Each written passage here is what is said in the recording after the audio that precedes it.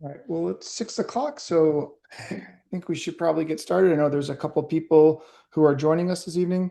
So, thank you all to who are joining us this evening for this financial aid virtual seminar and presentation.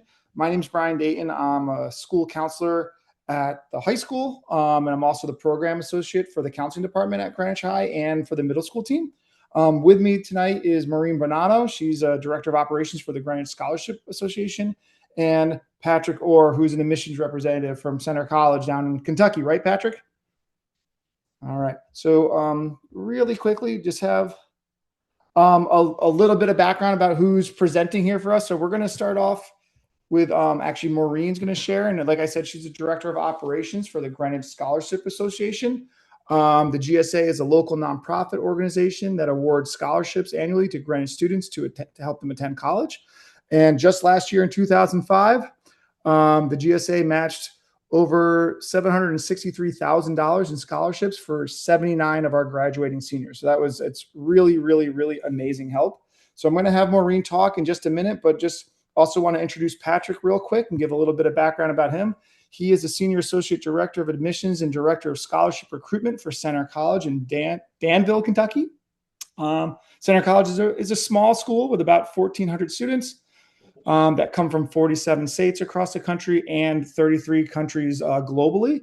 Founded in 1819. And when I did a little Google mapping, Patrick, I figured it was about an hour or so away from Lexington. Is that correct? That's perfect. That's All right, perfect. wonderful. So again, we're super lucky to have Maureen and Patrick here with us this evening. We have about an hour worth of time to go through a bunch of really great information. We're going to ask Maureen to start off and just give us a little bit more information about the Greenwich Scholarship Association and how they might be able to help families. And then when Maureen's done, we're going to pass it off to Patrick to really jump in and talk a lot more about financial aid, understanding letters and the financial aid process. And then we'll certainly leave time at the end to try to answer any of the questions that families put in the Q&A. If you guys can see on the Zoom webinar below, there's that little Q&A bubble or tag. Please feel free to throw questions in there and we will answer them. If not throughout the conversation, certainly at the end of the conversation, we'll leave time for that. So I'm going to X out of my slideshow and Maureen's going to pull up one for herself. Okay. Okay. I had to wait for you to close. So, all right. Hi, everyone. I am Maureen Bonato. I'm so happy to be here. We work really closely with Greenwich High School school counselors. Brian and I have interacted over several students in the past. So, but I work with pretty much all of the school counselors at GHS. And so hopefully most of your students already know about this program from their counselors, but I'll just right now give you a general overview of what we do at GSA, and then the application process, and then the process after the application. So, as Brian mentioned, GSA is a nonprofit organization in the town of Greenwich that we provide just high school seniors with need-based scholarship awards. We're funded by over 125 local, very generous community organizations, families, and individual sponsors. Brian already mentioned what we matched last year. So it was about 764,000 in scholarship funds to 79 graduating seniors. We also gave out $238,000 in renewable scholarships to previous GHS graduates. So all in all, we did pretty well last year. We always hope to increase that amount each year. As we mentioned, these scholarships are need-based only. So what does need-based mean? It means that you must be able to demonstrate financial need in order to get one of these scholarships. So in order to demonstrate financial need to us, we require your FAFSA information. So you have to file a FAFSA and attach it to the application, which we're going to talk a little bit about the application. And also, we require the financial aid information that your schools provide once you receive that, once you've made your decision. We do have opportunities if your student does not have file is not able to file a FAFSA. We work through that and we work through that with the counselors. So if your student definitely is not filing a FAFSA, but you feel like they are eligible for need-based scholarships, you just let your counselor know and they will let me know. So what we look at when we see, and you'll learn more about this, or maybe you already know, since you've probably already filed a FAFSA at this point. We review the student aid index, and this number, we determine a cutoff based on that, based on the pool of applicants that we have. That number varies year to year, so I can't really say right at the moment what that number is. I think last year it was approximately 20,000 and below students qualified, but again, it fluctuates year to year. We also have a GPA cutoff of 2.7. But that's not also a hard number because if students have, say, a rough freshman year, a rough sophomore year, and they've really taken off on their junior year and their senior year, they have the opportunity to write a essay explaining the challenges that resulted in their grades not being, where they want them to be. So we look at everything. So the application process. So the application's already live. It opened the end of November, right around Thanksgiving time. So it's on our website at greenwichscholarship.org. Each student sets up an account. We really want the student to be doing this, not the parents. So it should be in the student's name. It should be, the students should, this is really, really important. The students should be using an email address that they watch, that they see all the time, because they will be getting correspondence from us. And if they're not getting that, I think last year we had a student that, put in some email that it never checked. And so they had no idea that they were approved to go on to the next step. And it's unfortunate. I mean, we worked through that as well, but in order to avoid it, just have your student use an email that they use all the time. It's so the applications, it's pretty thorough. We ask a lot of kind of random questions just because we have very specific criteria for some of our scholarships. Just, for instance, whether you have somebody in your family that's a fireman, because we do have a scholarship that's for the firefighters of Greenwich, and they prefer, one of their criteria is that, there's a family member. So if you have any questions, you can email me. My email is probably all over this presentation, gsa.mbonanno@gmail.com. So as I mentioned, you need to have your FAFSA report attached. And you'll have other opportunities in the application to give more of your story. We have several essay prompts. This year we've changed them. They used to be, in line with the Common App prompts, but we felt like we needed to know our students a little bit better. So we have very specific essay prompts. It's not a difficult application to fill out. No one should be discouraged by this application. It's pretty straightforward. But it's really important for us to really get a really good sense of the students. Let's see. So the deadline for the application is March 6th, and that's it. There's a hard deadline. We have no exceptions to this. Just we have a lot of work to do after this.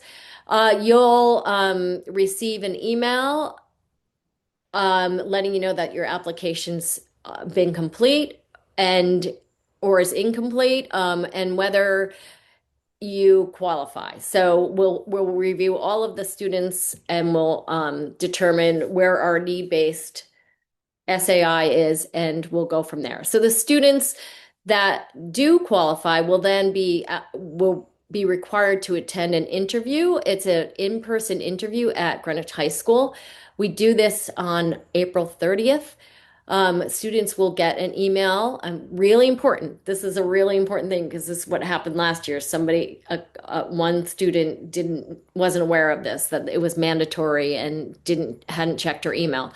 So you have to sign up for this interview, and the interviews are about 15 minutes long with GSA board members. They're not scary at all. It's nothing like you have to get dressed up in a suit and tie and whatever. It's just we really get to know our students so that we can match them properly with all of our scholarships. So I failed to mention that we have about 300 scholarships. Students get about anywhere from $1,000 to $28,000. And the $28,000 isn't necessarily in one year. As I mentioned at the beginning of the presentation, we have renewable scholarships. So some students are getting that $28,000 spread over the 4 years. Most of our students are receiving just scholarships for the first year. And again, you can get up to, anywhere from $2,000 to $10,000 for the first year. I think we increased it last year to 12,000. So again, this interviews are mandatory. Students that don't show up are just out of the process.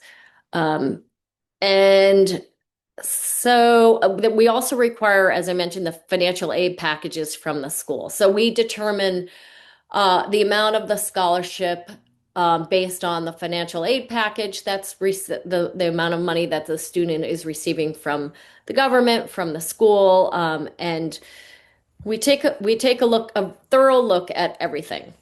Once after the interviews, we go through this very complicated process of matching the students with the right award. And then the day before graduation, which is rehearsal day for the GHS graduates, we have the students come to the student center and they pick up their award in person and they write thank you cards to their sponsors. It's a really amazing day because students, just have no idea, that they're getting, how much they're getting. And, there's a lot of tears and, smiles, and it's a really great day. And then it's really important that everybody knows that the money goes straight to the schools. It does not go to the families. It goes straight to the schools. We pay the tuition directly. So I think that's pretty much it. I think I covered everything, but I'm going to hang around. So I'm happy to answer questions at the end, unless Brian, do you have anything that you think that I missed?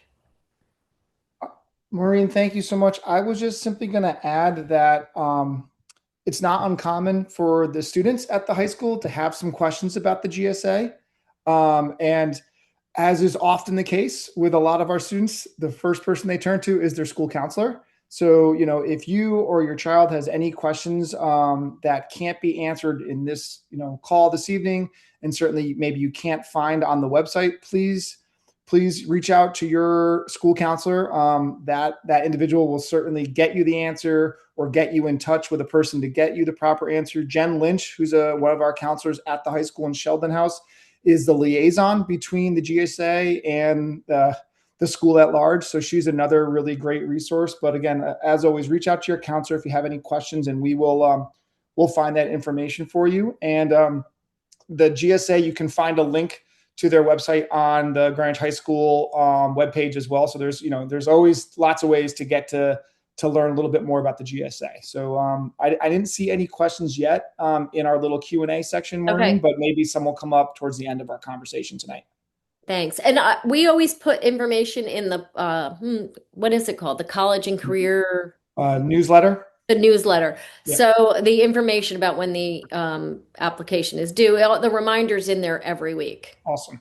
Okay. Wonderful. Thank you. Well, thank you, Maureen. And now we're going to turn it over to Mr. Orr. And he is going to take, the next a little bit to talk more about the financial aid process and comparing award letters. And then certainly at the end of this evening, maybe we can stop around 6:45, 6:45, 6:50-ish, and then maybe save some time at the end just to answer any of the questions that might come up. So turning it over to Excellent. Patrick. Thank you. All right, no, that's not what I meant to share. Okay, let's find,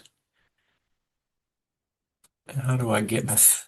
What are you all see? That's not what I meant to share. Let's see. We're seeing Financial Aid 101. Oh, okay. So you are seeing that. Okay, great. So it's really good to be with you all. My name is Pat Orr, and I am actually very familiar with Greenwich because I came to Center just a few months ago after 9+ years at Davidson College in North Carolina, where I was doing both admission and financial aid. And Connecticut was one of my states that I worked with pretty consistently while I was there. So I've been to your high school college fair a number of times. So it's good to be with you all. I would love to reemphasize and piggyback on what Maureen was saying about the importance of email. If you and your students have not discovered this already, this is the primary way that colleges are going to be communicating with both you and your students. So it's really critical to be using an address that you're going to be accessing frequently and checking it regularly, because there will be a lot of information coming to you all through that venue. But let's talk about a couple things. Certainly, I would guess that at this point, most everyone has applied for financial aid, or at the very least submitted the FAFSA. So what I'm going to do is just a couple things. One is, certainly the FAFSA is the piece of information that everyone needs to submit. You may also be looking at some schools that require something called the CSS profile. That's roughly 400+ different colleges and universities that tend to give a lot of their own aid as well. So that may be something that is asked of you. The big thing I want to emphasize on this screen, though, is that this is an annual process. Unlike admission, where it's just basically applying the one time prior to enrolling, this is something that takes place every single year. So that can sometimes throw families off if they're not aware that this is going to be something that they're going to have to keep doing.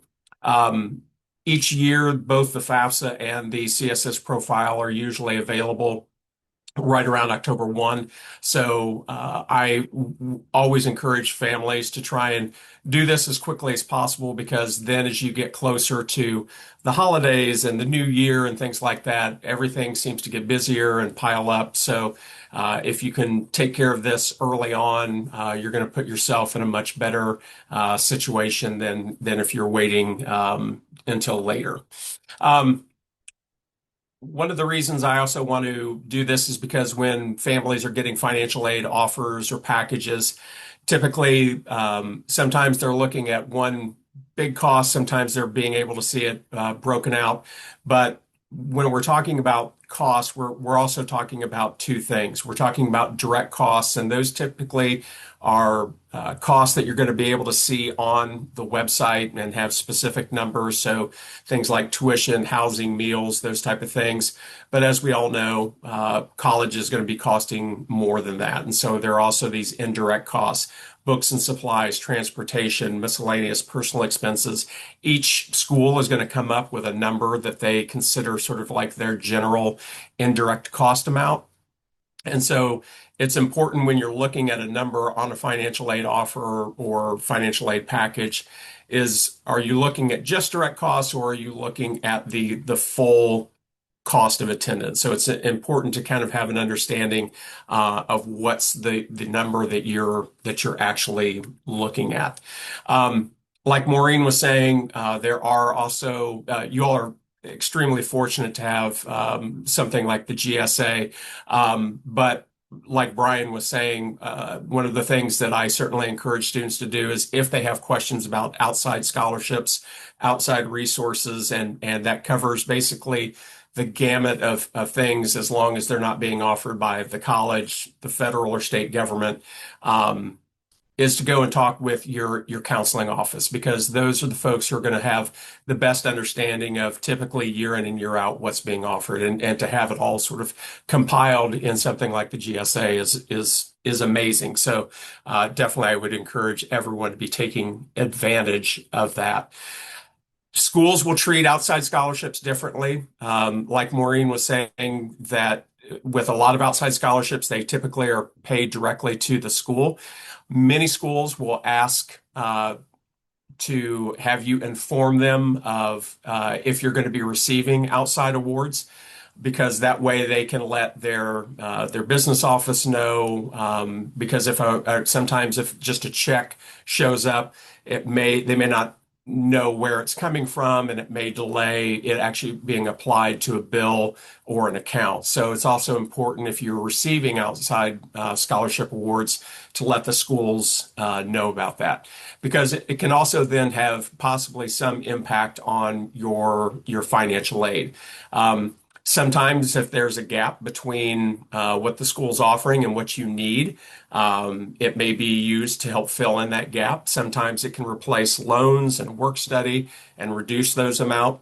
So it's important to let the schools know, because there is also a student is not allowed to have you can only be receiving aid that goes up to the total cost of attendance, and it can't go past that. And that's not a rule that the schools are setting. That is that's a federal rule. So in order to stay in compliance with federal regulations, they can only be offering the total amount of aid that equals the cost of attendance. So it's important that they have an understanding if you're receiving some additional resources as well. A couple things about when it comes Patrick, can you to. just explain what EFC is? You had Oh, that. sure. I apologize.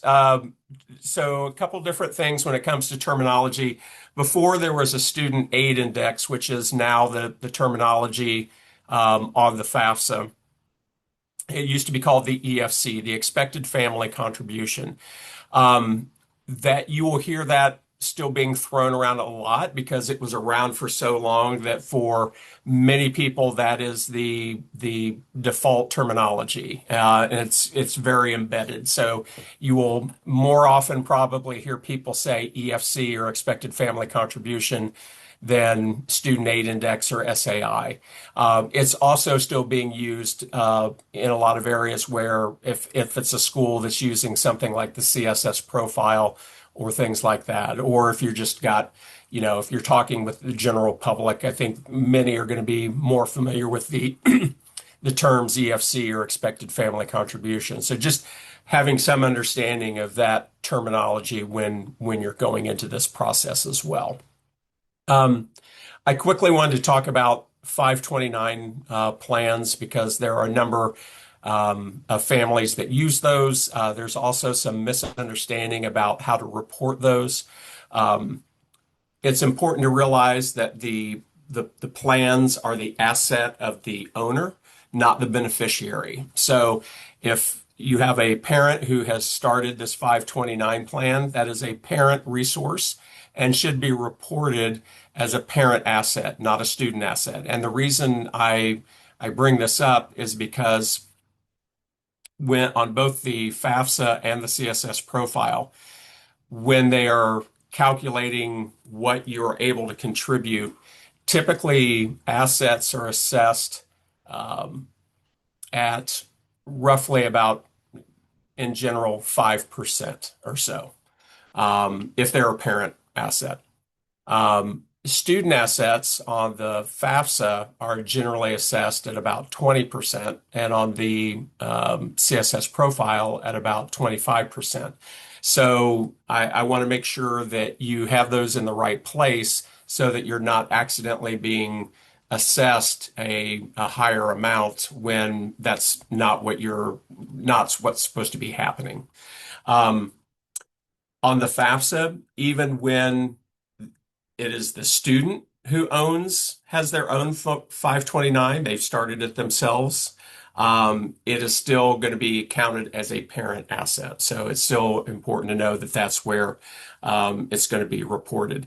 Now, you may also have a situation where you have an aunt, an uncle, a grandparent, somebody like that, who has started a 529 plan and is planning on contributing $5,000 each year to the student.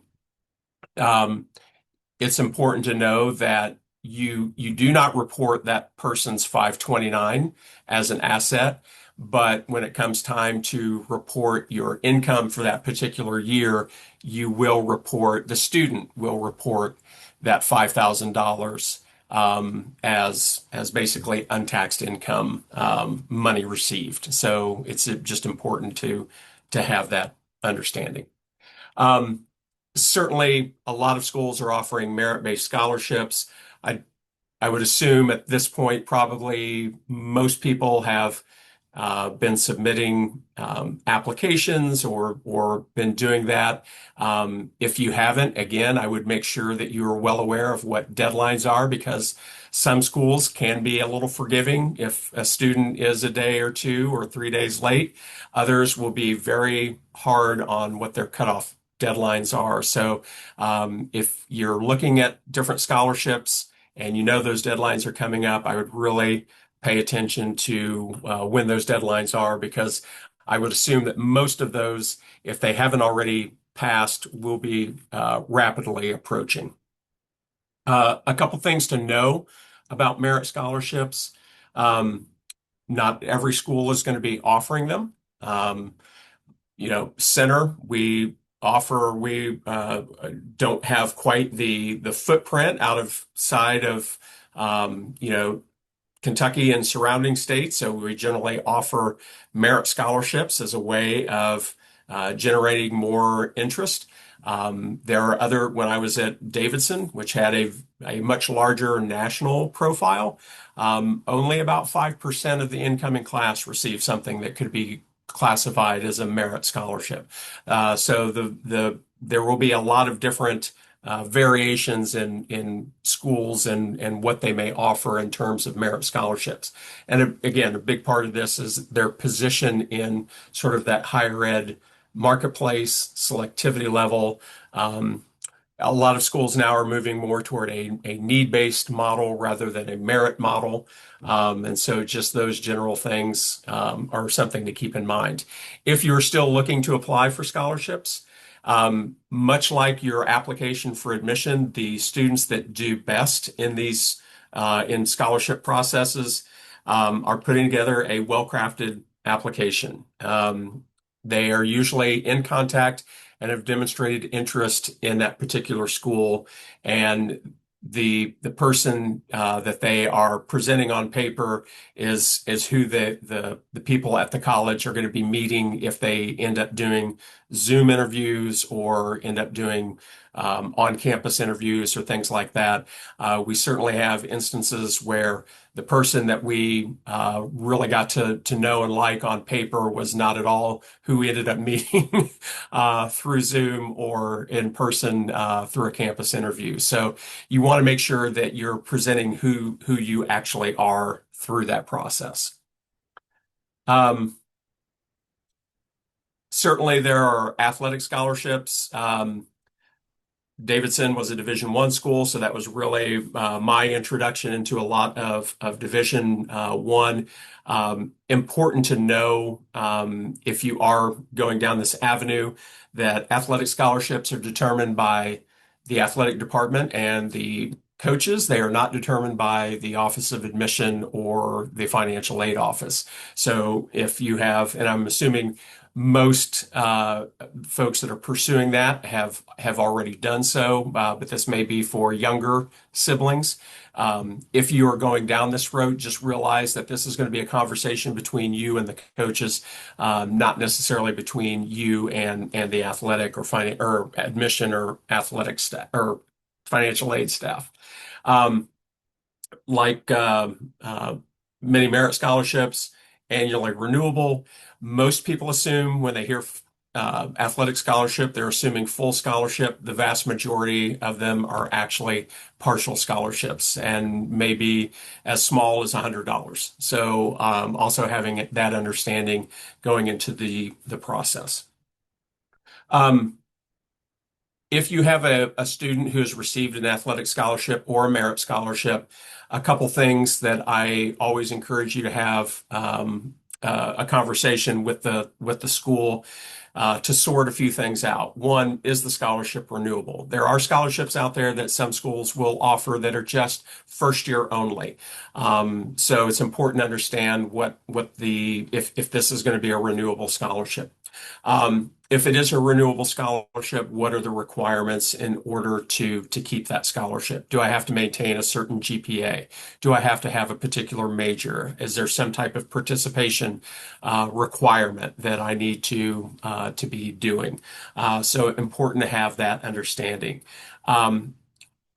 On the same side of that is understanding what happens if I don't meet those requirements. So say my scholarship requires a 3.5 GPA and I have a 3.42 after my first year. Is the scholarship immediately withdrawn?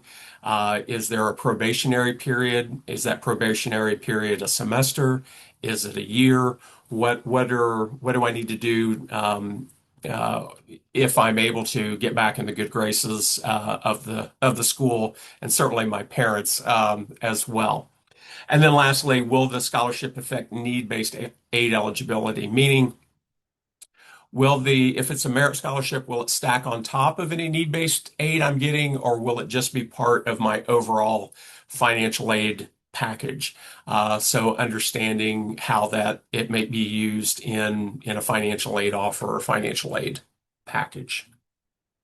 How is financial aid or financial need met? There are basically two different categories. There's what we call gift aid and self-help aid. Pretty self-explanatory. Gift aid, basically anything that you're not having to pay back. So we're talking about federal, state, institutional grants. We're talking about scholarships, those type of things. When we're talking about self-help, you're actually having to do something or you're having to take on something in order to receive that money. So we're generally talking about some type of employment. This falls under the general term work study, and then also student loans. So that's generally what we're talking about, the difference between those two. I put this together to give you an understanding of also how it might look for one student at different types of institutions. So we're going to use some hypotheticals. We're going to say that for this exercise that the student aid index, the expected family contribution is going to be the same at all four of these institutions. We're using center, we're using a selective private institution, we're using a not a selective private institution, and then we have a public flagship. And so as you can see, the cost of attendance is different at all three or all four of those, but the student aid index is going to be the same, $20,000. So our financial need for each family is also going to be different at each of these, because the student aid index or expected family contribution generally is static, while the actual need of a family will vary from institution to institution because it's based on the cost of the school. So let's look at quickly center. So their center guarantees to meet 100% of demonstrated need. So there's a $26,000 merit scholarship. There's also need-based grant of $16,840. The sort of standard federal Stafford loan for a first-year student is $5,500. And then we're going to say campus employment or work study of $2,000, and that equals $50,340. So there's no unmet need for that student at Center College. This second school, again, a selective school that doesn't necessarily offer need or merit aid, but definitely offers need-based aid. They also do not do loans as part of their financial aid packaging. So At that school, the student has a need of 69,500, and so 66,500 is awarded to that student in need-based grant, and they're going to offer $3,000 in work study, while a first-year student's loan, the federal Stafford loan, while that is $5,500 maximum for a student to receive, schools may vary. Schools can determine their own work study amounts. So I've seen some schools where they may offer $1,500 in work study, and I've seen other schools that offer 3,000, maybe even a little bit more than that. So that may vary also from school to school. But anyway, that student's total aid package at that school is 69,500. So again, they've met the full need of the family at that particular institution. At the third institution, this is maybe a school that's a little more under-resourced, and so they can't always guarantee that they'll meet 100% of demonstrated need. And so they're going to offer a merit scholarship. They're not going to offer need-based aid, but they are going to offer that student loan of $5,500, and they're also going to offer work study at $2,500. So they're giving a total aid package of $31,000. The difference is that's $6,000. That's a gap between what they're willing or able to offer and what the family needs in order to have their full need met at that particular institution. And then lastly, we have the public flagship. The financial need there is $14,000. There are a number of flagships that may not offer straight direct merit aid except in certain circumstances. So we'll say for general purposes, they're not offering merit aid here, but they are going to offer some need-based grant money of $6,500, and then they're going to offer that student loan and work study as well. So for a total of $14,000, which means that the unmet need at that particular institution is also zero. So what you want to really do is come down to that total paid line, and you'll see that at center, so it's $20,000 was the family SAI, their expected family contribution. And so they're paying that, but then there's also the loan and the interest. So while it's costing $20,000, there is going to be also a deferred cost in there as well. For that second institution that has really good resources and is able to offer the full amount without worrying about loan, it's just basically costing that family the $20,000. At that private institution number 3, it's that $26,000 because it's the 20,000 of the family aid index, but also the gap between that they weren't able to fill, and then you also have the loan and the interest. So there's that deferred cost as well. And then the public institution, again, $20,000 plus the loan plus the interest. So it's important to, when you're looking at packages, to have an understanding of what each institution is offering, what may be those deferred costs, and what may also be if you have a school that's not meeting that need. So really having some understanding is, so we have a lot of students that will look at that cost of attendance, or they'll look at the amount that they're being offered, when really what they need to be looking at is what's that actual payment amount that we're going to be looking at, because that's what you really want to be paying attention to down at the bottom of the page. Loan options, certainly there's that federal direct Stafford loan. For a first-year student, they can borrow $5,500, sophomores can borrow $6,500, and juniors and seniors can borrow $7,500. So there is a sort of a cap amount for those. It's also important to know that just because you have that eligibility does not mean you have to borrow that full amount. You can borrow that full amount throughout the course of the year if you need to, but it's not a requirement. So I always encourage students and families to be pretty conservative, and if you only need to borrow $3,000, only borrow $3,000. You still have that aid eligibility until your school year is done. So if you need to go back, you can, but I always encourage families to really try to only borrow exactly what you need in order to get through, so that you're keeping that debt amount as small as you can. There are private education loans out there. There's the Parent Plus loan, the Federal Direct Plus loan, and then a variety of other options out there. So it's important to do your research because some of them will have better interest rates, some of them will have better repayment terms. So it's important to do your research so you can find if you're looking to go and use borrowing as part of your financing plan to make sure that you're picking one that works best for your family. Um, it's important to realize that for the vast majority of people out there, they're using a combination of all those things. They're using some savings, they're using current income, they're using borrowing, and then they're using aid that may be coming in from the school, the state, or the federal government as well. So it's important to realize that you're using all of these resources to help make this possible. Net price calculators, again, I won't spend a lot of time on this, except to say that while a lot of people use them to help determine first year costs, they can also be very good planning tools if you are trying to project costs down the road. So if you know that you're going to be seeing either a big swing in income, either up or down, or if you've got two in college right now, but you're going to be one's going to be graduating in 2 years, or you have one right now, but soon you're going to have two in school, they could really be good tools for also helping you sort of use them to help gauge what you need to be thinking about in terms of predicting what you may be looking at payment wise and things like that.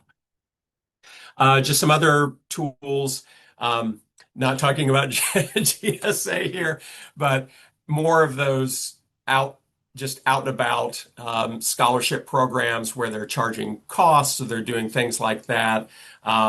If they're charging fees, generally it tends to be one of those where I would do some significant research before looking to go into that. Financial aid consultants, generally, they're probably not going to be able to give you much information beyond what you could already be getting from talking with financial aid folks or the folks in your counseling office. Bargaining, negotiating, again, there will certainly be some schools that want to hear if their packages are vastly different from other places. And there are schools that will say, excuse me, there will be schools that will say, this is our aid award and this is how we do it. And that's the extent of it. So just being aware of that before trying to go in and do a lot of negotiating or things like that. Like I was saying earlier, just knowing your loans, including students in the conversation, not necessarily that you all have to get into the grand details of your tax return or anything like that, but having some understanding of what ceiling amounts are, what your family is able or willing to pay, because we always say in financial aid, we are measuring ability to pay. We're not measuring willingness. And that willingness is determined by each family individually. So if you know that this is the amount that we are willing or able to pay, and that is our ceiling, and we're not going above that, that needs to be a conversation that takes place, particularly when packages start coming in, so that your student isn't getting all excited and then being told at the last minute that's not going to be a possibility after they've sort of fallen in love with that particular school and started wearing colors and things like that. So just an important conversation. And then keeping communication lines open. If you have changes in circumstances or things like that, please let financial aid offices know, because there may not be anything that we can do about something immediately, but we can help guide you through the steps that you'll need to take in order for additional consideration, or to help guide you through the appeal process or things like that, because we want to make sure that you have good information so that you're operating with full costs or full knowledge and transparency. Okay. And that's it. That's all I've got there. So how do I?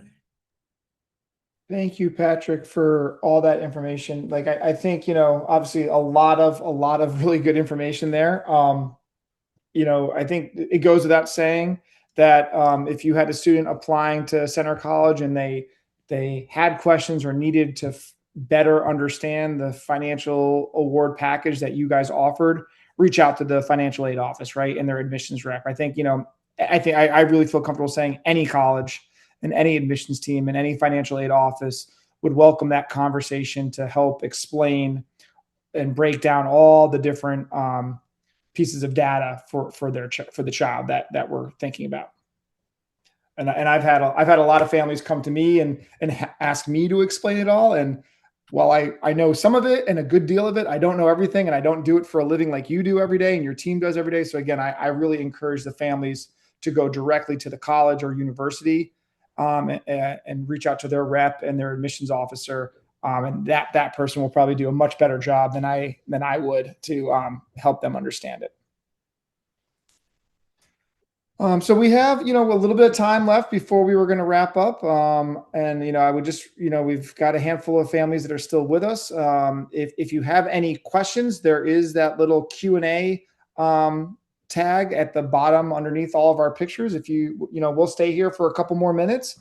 If you want to type in a question, all three of us can look at it, and, whoever it goes to, we'd be happy to answer that. So we'll stay here for a couple more minutes, and if there's any questions, we'll do our best to answer them. Can I add something while we're waiting? Oh, sure. Go right ahead. After Patrick mentioned the fees. So I just wanted to make it clear that we don't charge any fees at Greenwich Scholarship Association. And also none of these scholarships need to be repaid. That's amazing. Yeah. Another really great reason as to why we really push GSA as a great resource to a lot of our families. We just have been around in Greenwich since 1973, and we've been working with the high school for that long. So we're a solid source of funding for you guys. And we try, as the counselors at the high school, we try to remind all of our friends, all the students, to make sure that they're checking their emails if they did fill out the application, and to also make sure they attend that interview.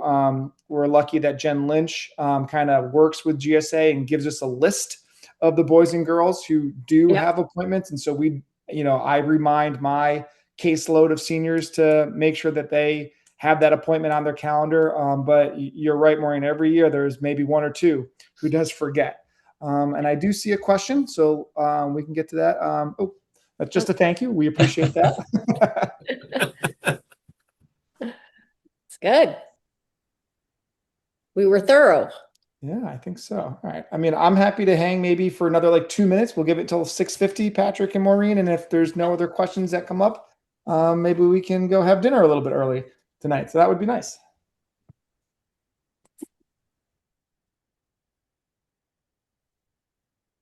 Patrick, just a quick question. Have you has FAFSA, gone smoothly this year since, it's the second year of the new FAFSA? Third year. Third year. Yes. So that first year was it was rough. Yes. I was trying to say we described it in a way that I wouldn't be allowed to describe it to high school students. And it was challenging. It was very challenging. Last year they did some really good beta testing leading up into it. And so while it rolled out around December 1, it rolled out smoothly. And then this year, everything has seemed to be right on target. So it's gone very, very well. Yeah. Oh, I'm so happy to hear that. And Maureen, we do have a question for you. Sure. Quick question from, it looks like Eric here. Is there an income limit to apply for GSA?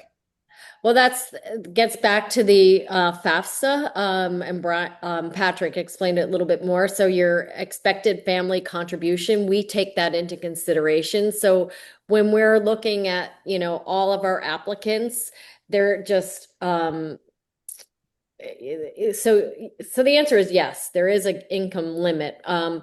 It shouldn't discourage you from applying, though.